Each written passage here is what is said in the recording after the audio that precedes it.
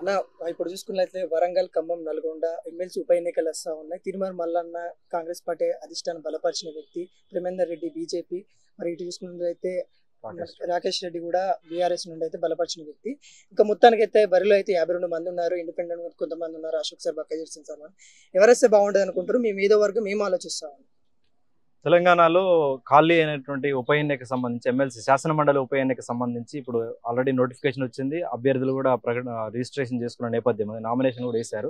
Schedule కూడా వచ్చింది. ఇంకొక 4-5 రోజుల్లో ఎలక్షన్స్ కూడా రాబోతున్న నేపథ్యం ఉంది. కాబట్టి ఉస్మాన్ యూనివర్సిటీ విద్యార్థులుగా, రీసెర్చ్ స్కాలర్స్గా, ఇక్కడ ఉన్నటువంటి విద్యార్థి సంఘాలుగా ఇప్పుడు మేము రాష్ట్ర ప్రభుత్వానికి కావచ్చు, రాష్ట్ర ప్రజలకు కావచ్చు ఒక విషయాన్ని దృష్టి తీసుకుపోతా ఉన్నాం.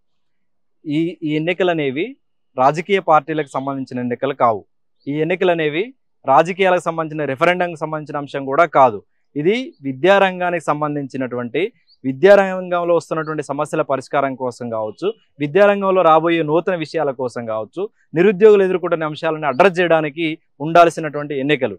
కాబట్టి ఈ గ్రాడ్యుయేట్స్ ఎమ్మెల్సీకి సంబంధించిన ఎన్నికలలో విద్యావంతులని మనం శాసన మండలికి పంపిస్తే విద్యారంగంలో జరుగుతున్నటువంటి పరిణామాల మీద కావచ్చు, కేంద్ర రాష్ట్ర ప్రభుత్వాలు విద్యా వ్యతిరేకమైన విధానాలను తీసుకొస్తున్నప్పుడు వాటిని ప్రశ్నిస్తూ ఎటువంటి విధానం ఉండాలనే విషయాల మీద ఒక చర్చ చేయడానికి, అర్థవంతమైన చర్చ జరగడానికి శాసన మండలి వేదిక ద్వారా వాయిస్ వినిపించడానికి, ముఖ్యంగా విద్యావంతులది, విద్యార్థులది, నిరుద్యోగులది, అట్లాగే తెలంగాణ విద్యారంగానికి సంబంధించిన విషయాలను మాట్లాడడానికి ఉపయోగకరంగా ఉంటుంది. కాబట్టి ఇక్కడ విద్యావంతులని శాసన మండలికి పంపించడం అనేది చాలా ముఖ్యమైన అంశంగా మేము భావిస్తా ఉన్నాం. అయితే ఈరోజు రాజకీయ పార్టీలు తమ అభ్యర్థులని ఎన్నికలలో మోహరించిన విధంగా, శాసనసభ ఎన్నికల్లో మోహరించిన విధంగా పరోక్షంగా జరిగేటువంటి గ్రాడ్యుయేట్స్ ఎమ్మెల్సీలో కూడా వాళ్ళ రాజకీయ ప్రయోజనాల కోసం వాళ్ళ అభ్యర్థులను పెట్టడం, దాని నుంచి మా అభ్యర్థులు గెలిచారని ఒక పొలిటికల్ మైలేజ్ని సాధించడం కోసం ప్రయత్నం చేస్తూ ఉన్నారు. ఇది సరైనది కాదనేది కూడా మేము అభిప్రాయపడతా ఉన్నాం. అందుకే విద్యార్థుల తరపున, నిరుద్యోగుల తరపున, ఈ తెలంగాణ యువతరం తరపున మేము విజ్ఞప్తి చేసేది ఏంటంటే,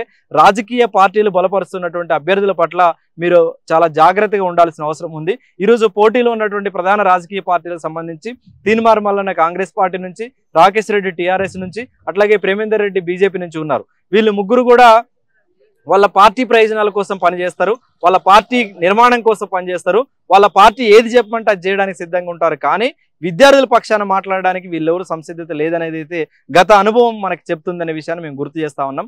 అందుకోసమే ఈ శాసన మండలి ఎన్నికల్లో ప్రధాన పార్టీ అభ్యర్థులుగా ఉన్న వాళ్ళని ఈరోజు మినహాయించండి. ఎన్నికల్లో ఖచ్చితంగా నిరుద్యోగుల పక్షాన, విద్యార్థుల పక్షాన, ప్రభుత్వ విద్యారంగం పక్షాన, వాళ్ళ పక్షాన ఆలోచించే వాళ్ళని ఎంచుకోవాల్సిన బాధ్యత ఈరోజు ఓటర్ల మీద ఉందనే విషయాన్ని మేము గుర్తు చేస్తా ఉన్నాం. అన్న ఇంకొక విషయం మాట్లాడుకోవాలన్నా, గతంలో కేసీఆర్ పెట్టిన ఏదైతే గ్రూప్స్ కానీ, పేపర్ లీకేజ్ కానీ చాలా అయినాయి. అప్పుడు ఎవరు ప్రశ్నించలేదు. మళ్ళీ విద్యార్థులుగా మీరే ప్రశ్నించారు. ఇప్పుడు మీరంతా ప్రశ్నించారు. అలాంటి సందర్భంలో ఎమ్మెల్సీలు ఉన్నారు అప్పుడు. మరి ఇప్పుడు అలాంటి ఏమన్నా పునరావృతం అయితే ప్రశ్నించడానికి ఎవరైనా ఉన్నారా ఇప్పుడున్న 52 మందిలో? అంటే వాస్తవానికి తీర్మానం వల్లనే కావచ్చు, లేకపోతే అశోక్ సార్ కావచ్చు, ఇంతకుముందు రాకేష్ రెడ్డి, ఎవరైనా కానీ గతంలో ఒక రాజకీయమైనటువంటి వైఖరి లేనప్పుడు విద్యార్థుల పక్షానో, నిరుద్యోగుల పక్షానో ఒక అంశం కేంద్రంగా పనిచేశారు. ఎప్పుడైతే వాళ్ళకి రాజకీయ ప్రయోజనం కావాలనో, లేకపోతే పదవి పొందాలనే ఆలోచన కలిగినప్పుడు ఒక ప్లాట్ఫామ్ని క్రియేట్ చేయడం కోసం ఆ ఎమ్మెల్సీగా ఎన్నిక కావాలనో, లేకపోతే శాసన మండలిలో మాట్లాడాలనో అటువంటి ప్రయత్నాలు చేస్తున్న నేపథ్యం ఉంది. ఖచ్చితంగా నిక్కచ్చిగా విద్యార్థుల పక్షాన, నిరుద్యోగుల పక్షాన మాట్లాడే అవకాశం అయితే ఇప్పుడు లేదనే విషయాన్ని నేను గుర్తు చేస్తా ఉన్నాను. అయితే ముఖ్యంగా తీర్మానం మల్లన్న లాంటి వాళ్ళు ఒక నిలకడలేని రాజకీయ స్వభావాన్ని పుణికిపుచ్చుకున్న కారణంగా ఈరోజు రాష్ట్రంలో ఉన్న అన్ని పార్టీలు మారుతూ నిరుద్యోగుల మీద కావచ్చు, విద్యార్థుల మీద కావచ్చు ఒక కమిట్మెంట్గా లేని వాతావరణం అయితే కనిపిస్తూ ఉంది.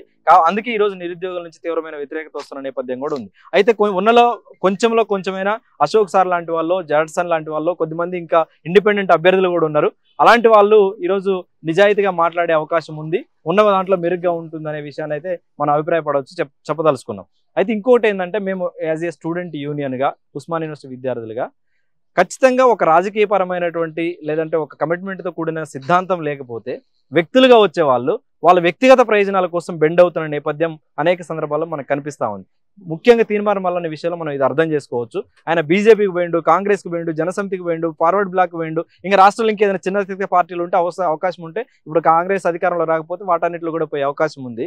అటువంటి వ్యక్తులు ఏదైతే సిద్ధాంతం లేకుండా, ముఖ్యంగా ప్రజలందరూ సమానమే, విద్యార్థులందరూ ప్రభుత్వ విద్యారంగాన్ని కాపాడుకోవాలి అనే ఒక సిద్ధాంతం లేని వ్యక్తులు ఇటువంటి అధికారంలోకి రావాలనే ఆలోచన ఉన్న వాళ్ళు ముందుకు వస్తే మాత్రం తెలంగాణలో తీవ్రమైన నష్టం జరిగే అవకాశం ఉంది. కాబట్టి వీళ్ళ పట్ల జాగ్రత్తగా ఉండాలనేది అయితే మేము స్పష్టంగా తెలియజేస్తా ఉన్నాం.